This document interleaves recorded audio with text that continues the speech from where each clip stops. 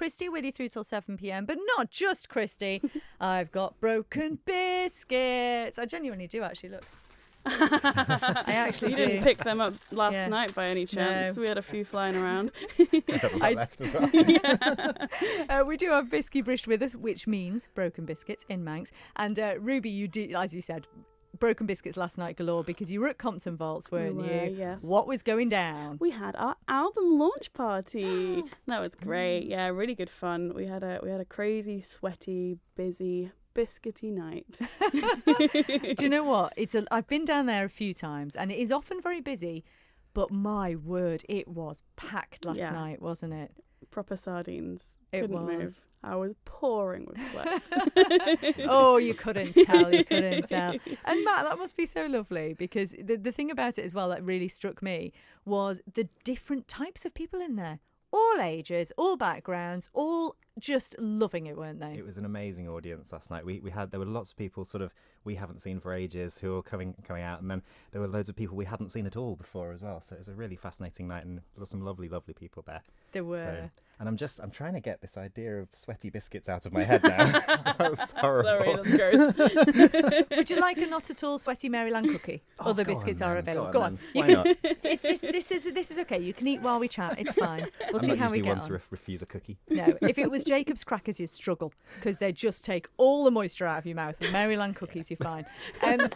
Ruby, tell us about this album then. Very exciting. Yeah, so the album's called Stand in the Sea, and we released it yesterday, and it's 13 tracks long. We recorded it with Jip again of Ballagroove Studios, and we actually finished recording about a year ago and been going through the mixing and mastering, and there were so many instruments on the track. So in the band, we've got brass, we've got trumpets and trombone, and then Matt here plays violin as well, so he added a ton of violin parts. So it turned out there was a lot to mix, and it took quite a long time. Lots of us saying, nope, change that, nope, change this. So I'm really glad it's all finished and all out for the world to hear. And yeah, and exciting. the sleigh bells just jingling around in the background. Philip's got his percussion out, so to speak. And yeah, that's the thing, isn't it, Ruby? Because I think that because you are all very talented but also trained musicians, and obviously you went to Brit School, didn't you? Yeah. Which for people who don't know, just explain Brit School because it's a performing arts school in London, and it's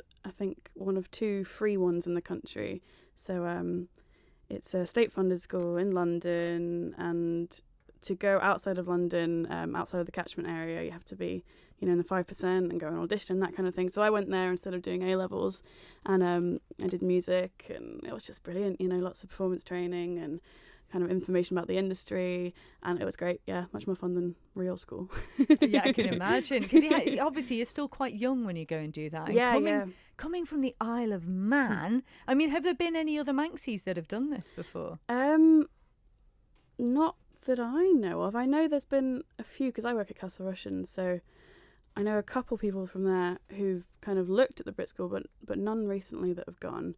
But I'm sure I won't be the only one, but there aren't that many. And it was a good crop in your year, wasn't it? Yes, yeah. There are a few big names out there now. There's people like Freya Ridings, Loyal Kana, King Cruel, yeah. Very jealous. Cool. we just there we were. I was just playing that Joseph track featuring Loyal Kana, and Ruby said, "Oh yeah, I went to school with him." I mean, as you do.